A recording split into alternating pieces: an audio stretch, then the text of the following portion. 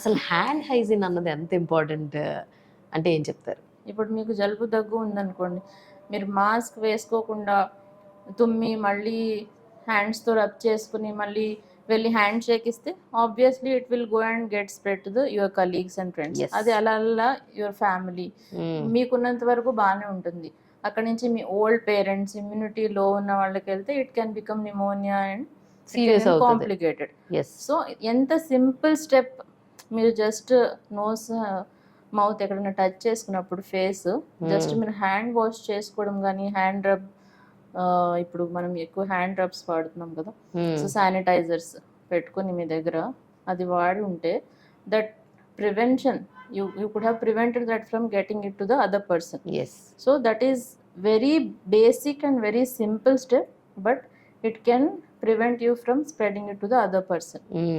ఇది కమ్యూనిటీలో. హాస్పిటల్లో అంటే ఇప్పుడు మనం మాట్లాడుకున్నట్టు మల్టీ డ్రగ్ రెసిస్టెంట్ బ్యాక్టీరియా ఉంటాయండి.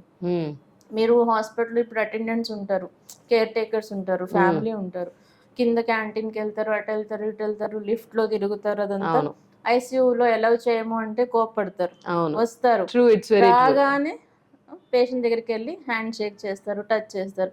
ఆల్రెడీ పేషెంట్ ఐసీయూలో ఇమ్యూనిటీ చాలా తక్కువ ఉంది, మీకు తెలియదు, ఎందుకంటే it's not visible.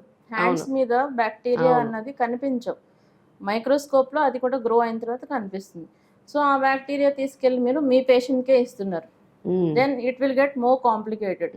So basic thing is before going and touching your patient you have to do hand hygiene.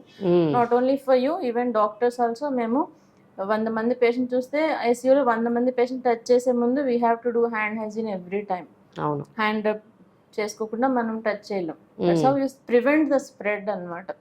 ఒక పేషెంట్కి ఇప్పుడు మల్టీ డ్రగ్ రెసిస్టెంట్ బ్యాక్టీరియా ఉంది, అన్ని రెసిస్టెంట్ ఉన్నాయి, అది టచ్ చేసి మళ్ళీ ఇంకోళ్ళ దగ్గరికి వెళ్తే స్ప్రెడ్ అవుతుంది. అలా చేయకుండా ఉండాలంటే as a family also you have to do, as doctors also we have to be aware. Okay. So that's what the importance of hand hygiene. Hi everyone, Nenu mi Vedika. Please subscribe to Volgo Health. Don't forget.